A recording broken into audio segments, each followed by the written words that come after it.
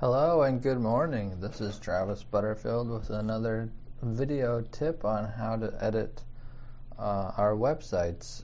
Today I'm going to go over how to create links the correct way. There are ways to do it that are okay, and then there are ways to do it that are ideal. I'm going to teach you the ideal way. There are a few different things that you need to know when you're going to create a link. The first one is your destination. You need to know where you want it to go, obviously. So let's say I want to create a link here on this page for this apply online text. So I'm already logged in,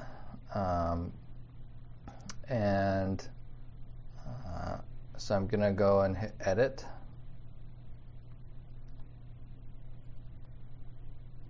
And then I'm just going to select the text. It's best, in my opinion, not to select punctuation. I think that looks weird, but and then I'm going to use the toolbar up here on the WYSIWYG editor, and this is a link to content link button. So if I'm doing an internal link, I can search for the content on the site itself, but I know that this is going to be an external link, so I'm just going to paste the appropriate URL in that field there and hit insert link, and now you see that that's hyperlinked, and so I'm going to hit save. And now I'm going to test it by opening it in a new window, and it works. So that's the easy way to create an external link. Now I'll show you the right way to do an internal link, which is a little bit more complicated. So let's say that I want to link to this financial aid and scholarships page. So I'm going to go into edit, and I'm just going to add some text.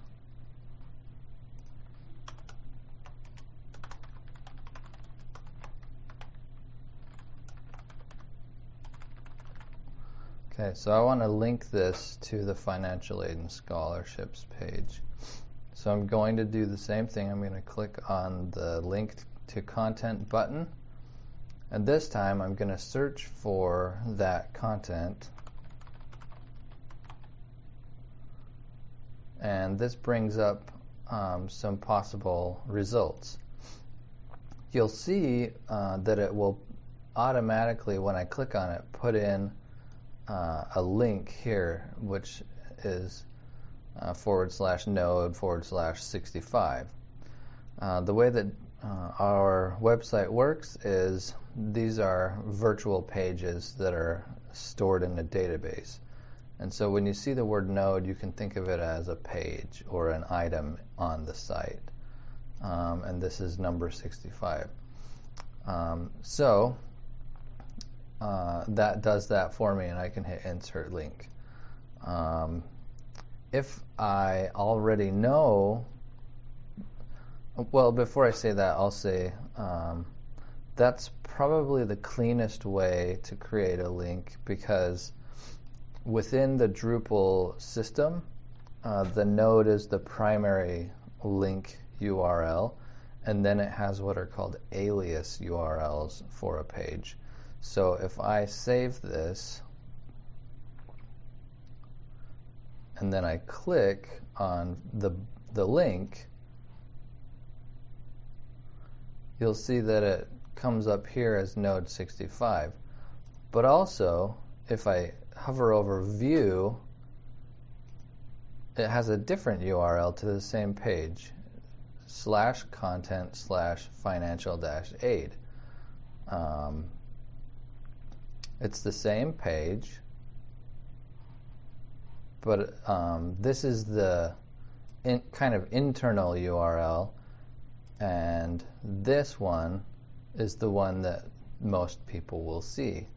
So if we want to just link to that, what we can do is we can copy the whole if we know which page we want, we can just copy the whole URL and we'll go back. Let's go back to, oh, went too far. Let's go back to how to apply. So I'm going to change this. So let's say we want to change a link. Here's the link here. You don't have to select the whole thing. You can just click into it, and then you'll see this button up here, unlink, shows up. If we want to just change it, we can click the link to content button again, and you'll see that it's populated with the URL. We can change that if we want, and you'll notice here I'm using a local version of this site just so I don't mess up the live one, but you'll see my full URL here, and I can insert this, but if you remember, if I do undo, this doesn't have a full URL path. It has what's called a relative URL, and relative URLs are much better for internal links, and I'll tell you why. A relative URL assumes that if you remove the home domain address, in this case it's copp.local, but on the live one it would be publicservice.asu.edu, and then it would be /content/financial-aid.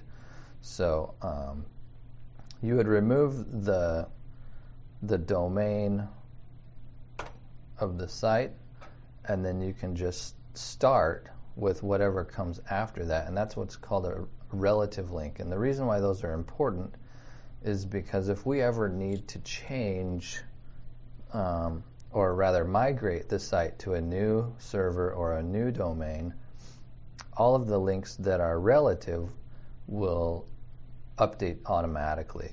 But if we have what are called hard-coded links like this that have the full URL, we have to actually go in and manually change all of those, which can be a pain.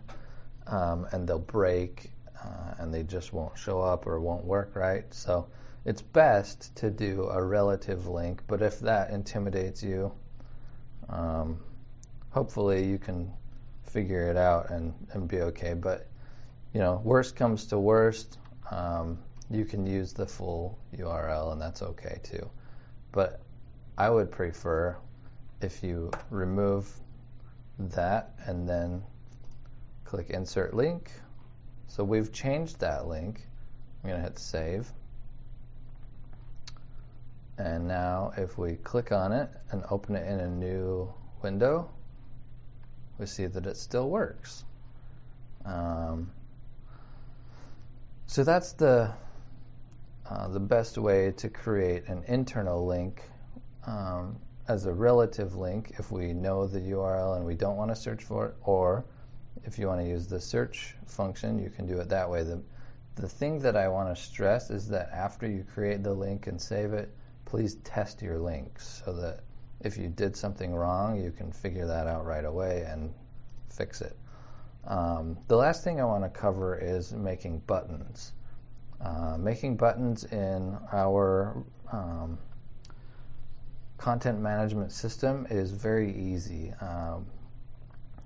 We use something called a CSS class that's provided for us in our CSS style sheets.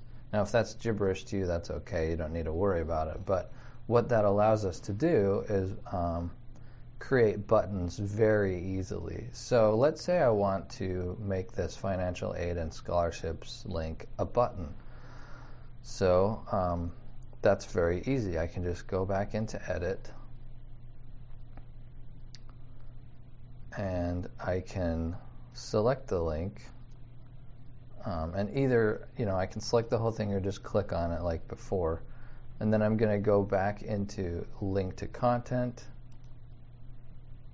and the easiest way to do this is to click Options, and then in the Classes section you'll need to type two things, btn for button, and then this gives me a hint because I've already done it somewhere else on this website. And then I need to give it the right color and size, I want to do btn, dash primary. And that gives me, so btn gives me a base button that's provided. We're using something called Bootstrap, and that provides these base buttons. And it also provides, the primary buttons. And then we style those according to what we want them to look like. So this maroon button here is a primary button. That's what it's going to look like if we do button primary. So we have to add those two classes separated by a space, and that's it. And then we hit insert link, and bam, we have a functional button. That's super easy. If you want to remove the button and change it back to a link, all you have to do is remove those classes and it goes back. If you want to remove the link entirely, you can click the unlink button and that unlinks the content. So those are the ways to link to a page. My next video will show linking, how to upload and link to